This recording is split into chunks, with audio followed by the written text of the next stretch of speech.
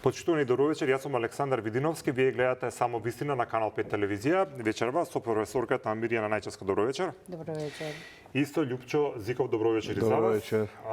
Ајде да речеме наши редовни гости, ви благодарам за тоа. Секогаш имаме нови теми кои што се за анализат. Тргна кампањата за локалните избори.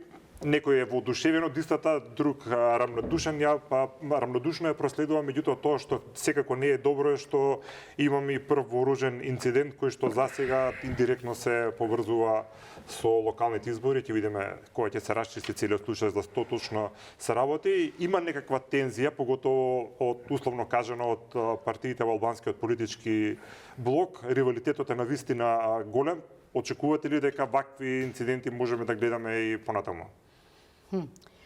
Многу е лошо заради тоа што ова представува некој чекор наназад во едни времења кога бевме сведоци на повеќе вакви инциденти и кога дефинитивно се негуваше насилството како еден вид на политички ривалитет, на политичка борба. Меѓутоа, независно од тоа што сега дојде до еден ваков насилен чин и пред тоа некако се чувствува тензија во целокупната кампања, имено целокупната кампања е насочена кон навредување, кон ширење одредени вистини, полувистини, невистини, значи кон создавање на една непријатна атмосфера во која што многу малку пробива она што би требало да биде дел од кампањата, а тоа е понудата која што различните политички субјекти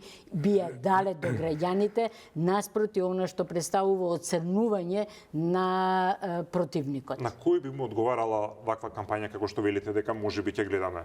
На сите им одговара ваква кампања, заради тоа што она што можеме да го видиме е дека е очигледно тапкањето во место. Не се нудат нови работи, не се нудат нови решенија. Се зборува денеска, после 30 и кусур години од самостојувањето, за истите работи, за истите проблеми, на ист начин, без никаква нова понуда. Значи, ако ти во 30 и кусур години не си можел да направиш таков вид на исчекор, кој што ќе значи дека сега зборуваме за нови теми, за нови предизвици. Ако ти се уште зборуваш за смет, се уште зборуваш за нечист воздух, се уште зборуваш за нерешен сообраќај, тоа значи потребите на граѓаните. Ние разговараме за некои по-напредни работи или технологии или начини на функционирање на град. Ние сме на елементарно ниво, на она најниско можно ниво кое што би требало да представува функционирање на една урбана заедница. Зошто само во Македонија се случува тоа? Гледаме, ако правиме некаква компаративна анализа со главните градови на околните земји и населени места, има голем прогрес, тие брзо одат нагоре. Ние одиме за жал брзо надоле. Каде е грешката? Грешката е во кај нас политиката се разбира и затоа и овие избори локални се поизгледаат како да е крај на светот и дека Македонија после овие избори не знам што ќе се случи со неа. Значи, грешката е дека политиката се разбира како живот и смрт. Значи, на овие, веројатно на Балканот секаде е така, во Македонија тоа многу видливо, не само на овие избори, и на претходните избори парламентарни што беше нешто слично. Кампањата е многу црна, на средина на кампања сме. Не знам до крајот на кампањата уште што све нема да слушнеме. Од друга страна, тоа како што рече господја Најчевска, ја дига степенот на нервоза кај луѓето. Ја би додал дека во албанскиот блок повидливо и поеклатантно е тоа заради тоа што таму и двата политички блока кај албанците се борат за голема победа. Значи, ако кај македонскиот политички блок од прилика се знаат некои контури на резултатите како тоа ќе биде, кај нив нели не се знаат, Дуј сака да потврди дека е посилен блок од Влен и да ја поремети целата политичка конјунктура во постизборниот процес, и заради тоа кај нив нервозата расте во тој дел. Јас анкетите последни не ги знам, не е ни битно анкетите, денот на изборите ќе бидат анкетите, меѓутоа Влен се бори се уште, без разлика што е во власта, се бори за факторизација на политичката сцена, заради тоа што тоа е еден конгломерат составен од повеќе партии со повеќе мозоци внатре.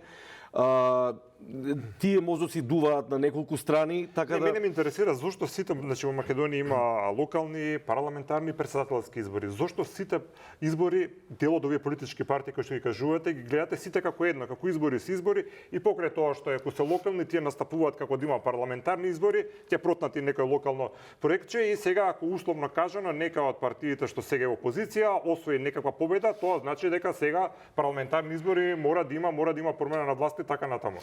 Александар, тоа е големата тема во Македонија. 34 години. Зошто не научавме дека локални избори за локалните проблеми, не е кој ќе води држава. И ова прашање сега што го поставуваш, на пример, го поставуваме секои 4 години на секој изборен циклус. Кога ќе дојдат сега парламентарните после овие избори, ќе велиме сега треба да разговараме за големата слика на Македонија.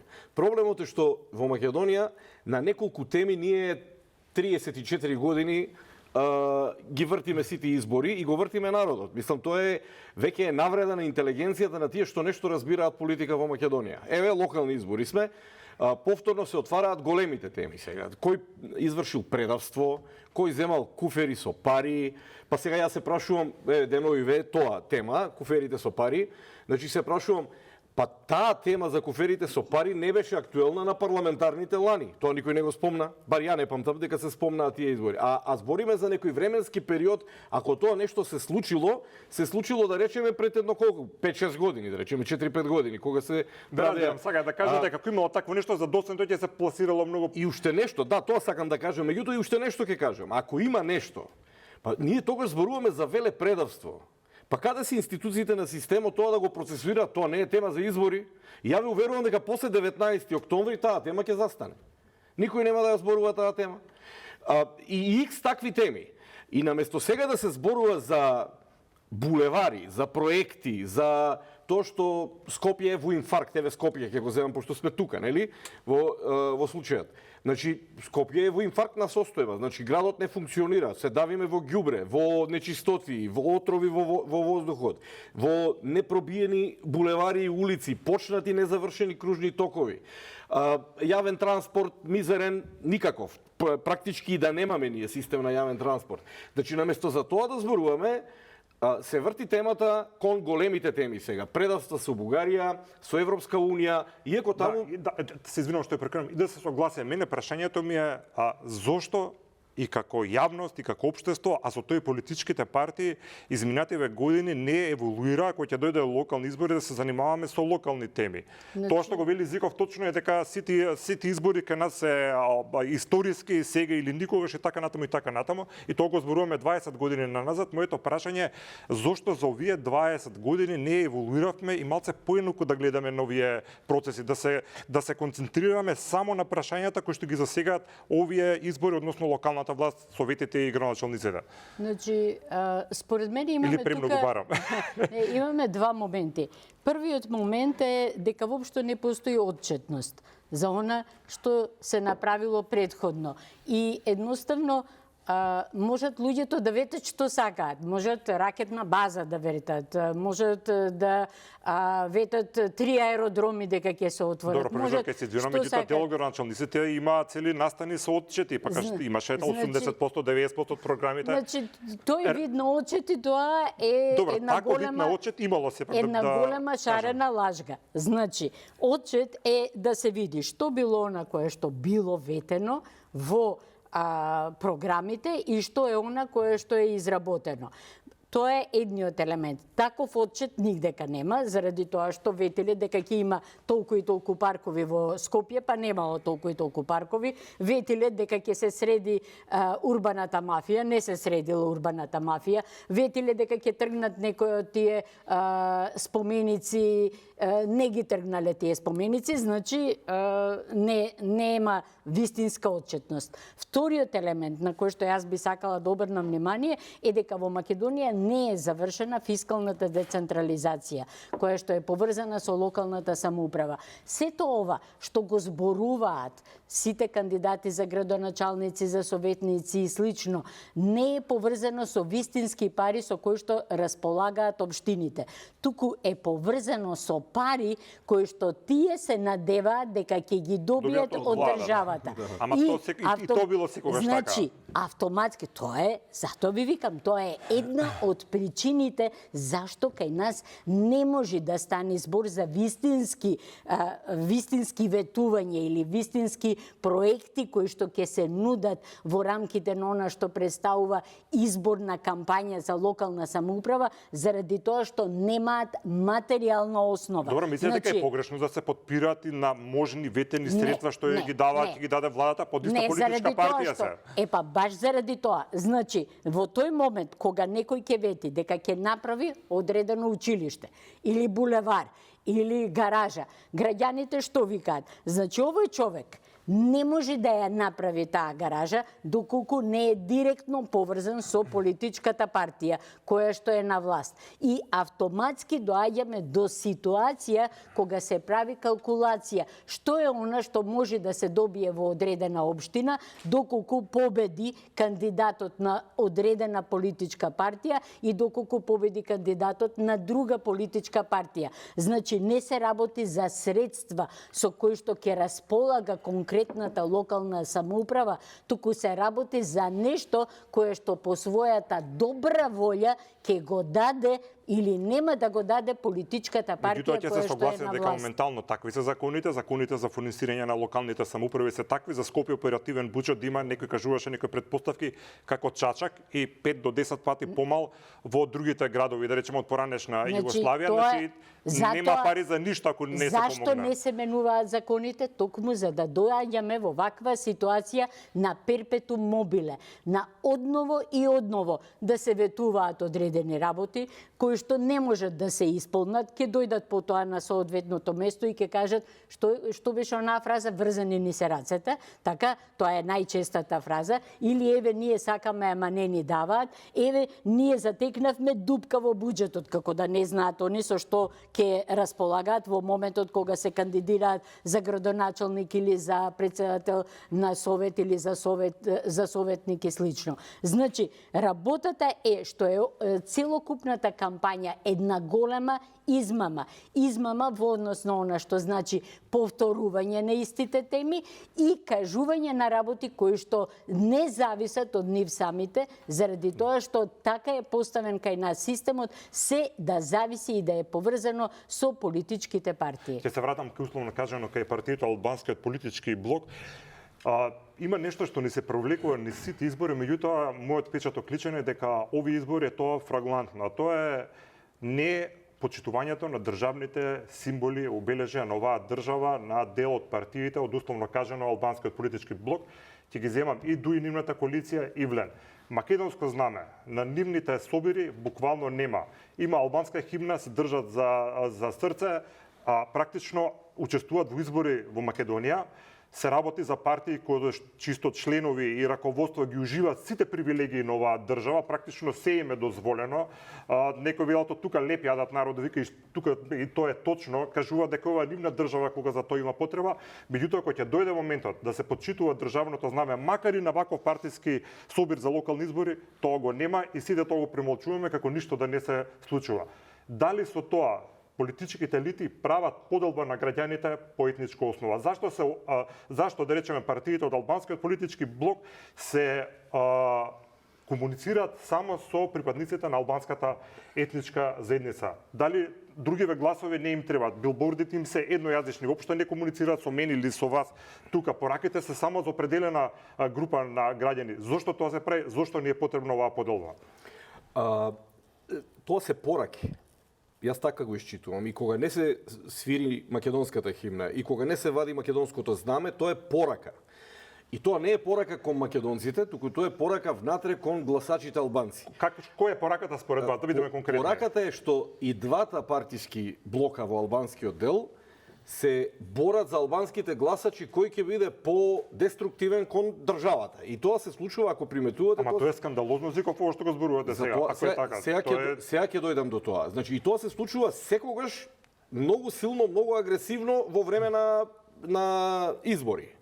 Потоа има инциденти спорадични кои се случуваат после избори. Меѓутоа, ова и ние повеќе сме сензибилни за време избори, тоа го гледаме. Затоа Се извинувам што е прекинувам, не гледам дека некој е сензибилен или уопшто да го поставува ова Види, прашање. Александар, Меѓутоа тоа кога ќе го гледаш изгледа, значи ја немам апсолутно ништо против албанското знаме и химна, меѓутоа зборуваме за партии во Македонија кои што учествуваат во македонски избори и политички партии кои што се финансирани од моите пари, од вашите. апсолутно се согласувам. И како што приметуваме денеска, ние тоа не го прикутуваме. Значи, ние како јавност, например, еве вечерва збориме за тоа. Веројатно уште на 10 емисии ќе зборат на таа тема. Статуси по социјални мрежи и така натаму. Но овде е прашање на институциите. Работат институциите или не работат институциите во Македонија? И тоа е големото прашање. Добро, што може да направи во ваква ситуација? Има по закон таму, може да се казнува, може да се направи како процес, ја законите тука прецизно не можам да ги кажам, меѓутоа сигурно не вадење на знаме сега во кампања не можеш да му наредиш да го вади знамето. Во наши партии Зборуваме за елементарна политичка култура и елементарна почит од државата која што живееш и за која што велиш дека е твоја. Александар, без да сакам нешто друго да кажам, ќе го кажам ова. Значи не само албанците. Земете ги кампањите на македонските политички партии. Земете ги кампањите кои се одвиваат не во Скопје. Земете, отидете на пример, еве сега ќе земеме да речеме Битола, Битолски села, Охрид, Источна Македонија. Па таму уште ќе видите на кампањите цела Македонија, со се Халкидики, па ќе видите Вергина знамето, па ќе видите смрт за шиптарите, па ќе видите, значи сето тоа е фолклор кој има интензитет голем за време кампањи кога е целата... И овие избори го гледавте тоа? Овие избори... Јас не го видов, се искрено да бидам, не можам се да гледам, меѓутоа не видов таква искрено да видам, јас овие избори кампањите... Да не стане дека релативизираме. Да, политичките партии не ги пратам по митинзите што прават, ги читам пораките и гледам на социјални мрежи што изјавуваат. Но, сакам да кажам како еден општ фолклор во Македонија. Дај Боже да е све добро на овие избори, да е само овој проблемот со кај албанскиот политички блок. Меѓутоа јас зборам за една општа политичка култура во Македонија. Дајте како викаат, политичарите најмногу ги мрзат своите гласачи. Заради тоа што од се најмногу ги мразат своите гласачи, заради тоа што се молат за гласот што треба да го добијат и после им остануваат должни. Тоа е и со во случајот ти го постави прашањето за митинзите кај албанците и кај албанските партии. Коалицијата тие се надпреваруваат меѓу себе кој ќе биде поголем деструктивец националист во време кампања, ради тоа што гласовите им зависат од тоа. Ја познавам многу. Ама тоа е суштински погрешно, господине Зиков. Значи, јас тука гледам две работи. Прво, овој вид на кампања се употребува во моментот кога се нема што друго да се понуди. Значи, отсуството на вистински материјално нешто, некаква понуда која што може да ја дадат албанските партии во Македонија кон своите граѓачи е во основата на вакој вид на кампања. Вториот елемент за кој што навистина мислам дека треба многу да размислиме ние е зошто се занимаваме со ова само за време на изборите. Значи, сме виделе дека имаме таков вид на кампања во која што се негираат државните символи, во која што се прекршува законот и слично. Зошто? Тоа е многу лошо во време на кампања да се отвара како разговор. Зошто меѓу изборите не се отвори расправа? Сте слушнале вие за таква расправа во која што ќе разговараме? Апсолутно, да, во ова студија јас сум ја отворил минимум 15 пати таа тема. Ја не зборувам за телевизиска расправа, зборувам за вистинска и научна, и стручна, и политичка расправа. Ама имаме проблем. Каква расправа за почитување на законите и државните символи? Имаме проблем. Значи, имаме проблем. Некој заради нешто не почитува одредени закони, одредени символи. Кога имам проблем, јас седнувам да го решам.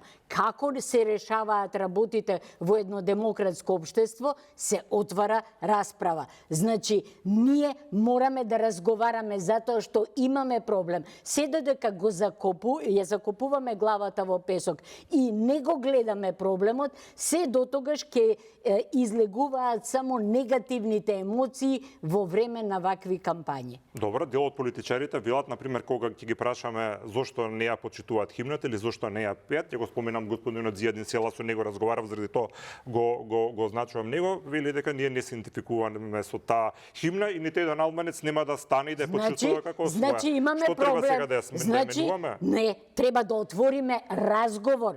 Зошто? Значи, етничките албанци во Македонија не се идентификуваат со таа химна. Во што е проблемот? Ајде да најдеме решение. Значи, дали нешто ќе се смени, доколку ние од едната страна викаме мора да ја почитувате химната, а тие од другата страна викаат не ја почитуваме химната. Ќе се смени ли нешто? Друга перспектива. На фудбалски натпревар, на македонска фудбалска репрезентација, многу пати гледам припадници на албанската заедница, кои што некои ги познам, кои што некои не, стануваат на химната, некои имаат и дресови со македонското знаме, навиваат за нивната фудбалска репрезентација македонска и немаат никаков проблем. Вие како професор, како интелектуалец, да ве прашам наискрено, ве како либерално убедување горе-доле, имате дали кога ги отварам овие теми, кога разговарате, гледате на мене како националист и отварање на теми кои што не треба, или како новинар кој што или како човек, сега да не се зивам толку јас со пример, кој што означува дефекти во општеството кои што понатаму може да ни генерираат етнички проблеми, бидејќи ја тоа што го гледам или ние што го гледаме, го гледаат и граѓаните и велат еве не ни го почитуваат знамето, не ни почитуваат химната, како ќе градиме соживот, бидејќи тоа е наративот за жал. Според мене треба да ги прашаме тие луѓе зошто не го почитувате знамето, зошто не ја почитувате химната, во што е проблемот. Ајде да најдеме заедничко решение. Значи, само доколку ние ги прозиваме, и тоа посебно доколку ги прозиваме во вакви периоди на подигната тензија заради изборна кампања, ние ништо не постигнуваме, само создаваме поголем јас. Тоа не води кон разбирање, не води кон расчистување на проблемот, туку само го продлабочува проблемот. Кој треба да потегне таква дебата? Дебатата и тука завршуваме на оваа тема. Убаво кажа господја Најчевска, значи дебатата треба да покренат интелектуални кругови, професорски кругови, политиката треба да помогне во тоа, значи да се седнат македонци, албанци. Знаете што, во македонскиот блок мислам дека ние како да се плашеме од некој отварање од некои прашања. Ти си помлад, сигурно се сеќаваш сигурно при гласањето, Најчевска се сеќава најсигурно при гласањето на македонскиот прв устав во парламентот кој беше. Претените албанци стана се заминаа. Не, седеа, не стана на химна, не стана на ништо, значи не го гласаа ни уставот. Значи вие имате некои работи од 34 години кои ви се темел во ставот на албанците во Македонија, без разлика која партија да е на власт.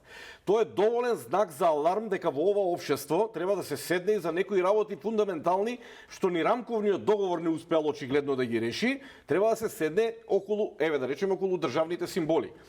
Колку што јас знам, Влен имаше ставови конкретни за промена на државните символи. Меѓутоа, тоа прашање, дали од лукративни причини во Влен се договорија коалициски внатре, тоа прашање, например, застана. И сега ние како македонци од оваа страна ќе речеме супер што застана тоа прашање. Не, ама тоа е бутање под тепих. Оти тоа сега следните што треба да дојдат од албанските партии на власт, тие пред своите гласачи ќе го продаваат како ветување дека тоа ќе го сменат. И тогаш ние цело време одиме како се подлабоко и подлабоко заринуваме во дали тоа може да се реши без ваква дебата како што или разговори како што велите, туку преку образовен процес со најмладите да се едуцираат како да се почитуваат символи. Знам зашто ќе ми кажете, не само да го кажам прашањето, едноставно со годините да се образуваат млади кои што ќе бидат целосно лојални кон државата. Не, имаме проблем и тој проблем треба да се реши, треба да се стави. Значи ние не можеме да ги лекуваме симптомите. Ние треба да го лекуваме изворот на болеста. Токму заради тоа реков со младите и образованието. Не, младите значи се изложени на неверојатно голем број на влијание од страна, се изложени на политичките партии, на медиумите, на Точно, заради тој социјалните медиуми. го коментирав Таму може однесувањето. се и се што да излези. Значи треба на ниво на држава ние да го разрешиме ова. Па потоа да почнеме со образовниот Знаеш процес. што, со младите како ја гледам ја состојбата. Значи, младите генерации не ги занима ова прашање. Значи, она што гледам како ја вика таа Z генерација сега модерно ги кажуваат. Значи, таа генерација не се занима со ова прашање. Ова они да го слушат ние што го дебатираме вечерта, вртат на YouTube веднаш. Значи, второ, тие се иселуваат од државата. Цели семејства се иселуваат. Ние живееме во едно сосема друго време, а за жал политичарите, еве ние сме тука освестени некои граѓани кои дебатираме вечерва. Ги знаеме, детектираме каде е болеста. Меѓутоа, ние тројцата немаме решение сега како ова да го решиме. Го имаат овие што ги гледаме на мониториве. Сега, тие исто го знаат ова со младиве. И сега тука е абсурдот на целата ситуација. На моменти, дури кога размислувам на овие теми, си викам дека политичките елити во Македонија како свесно да сакаат да се иселат младите од Македонија и да останат само нивните гласачи. Пензионерите на кои им даваат пензија по 1000-2 секоја година. Добро, тоа бизарно е сега малце. Па ние живееме во бизарен свет мало во Македонија. Пензионерите, тие изнемоштени лица кои примаат социјална помош, што не можат ништо да направат, пошто младите ги нема, имате некои тие бејби бум генерација, мање више господја Најчевска, па и ја ќе се ставам во тие генерации. Значи, во тоа, тие сме тука кај што сме Така наречени бумери. Сме се нашле. Тука имаме бизниси, работиме нешто секој ден. Како да ви кажам, клиентелисти на ово општество сме станале сите на еден начин, очекуваме нешто да се смени. Значи, тој момент кај нас е помината е таа фаза младите ние да ги ставиме сега преку образовниот систем. Беше кажано овде. Значи, многу е битно некои круцијални прашања, конечно, тие се 5-6 прашања. Јас повторно неминовно ќе дојдам до тоа. Значи, 5-6 работи Македонија мора да седне да ги реши сите политички елити, да се соземат, да седнат на една маса. Некој тоа го вика широки влади. Јас викам дебата голема да се отвори, не е битно веќе кој е премиер во оваа држава. Значи, сите премиери влагаат во иста машина. Значи, да се седне и да се расчистат тие неколку прашања. Тоа е, едно од прашањата е да речеме односот према државата и незините символи, едно од прашањата би било. Тука треба не само разговор, тука треба договор за таа работа. Значи, не знам, сега тука ќе застанеме на тоа прашање, тоа политичарите нека кажуваат како.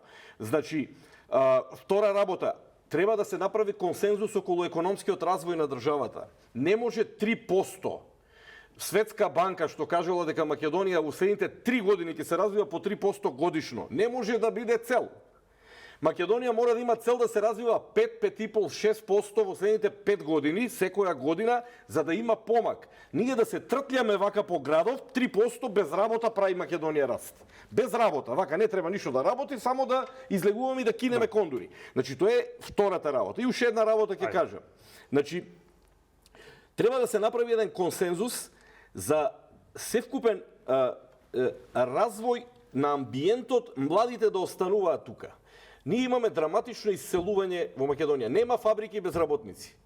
Залудно е ние што ќе зборуваме странски инвестиции, домашни инвестиции, ако нема кој да работи во нив.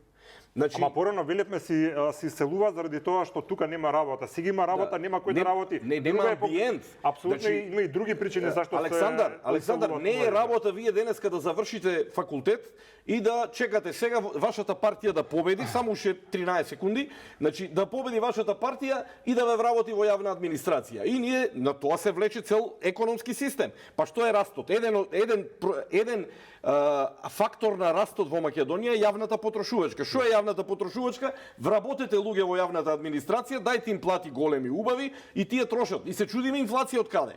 Значи, треба Веќе 26 секунди помина, 13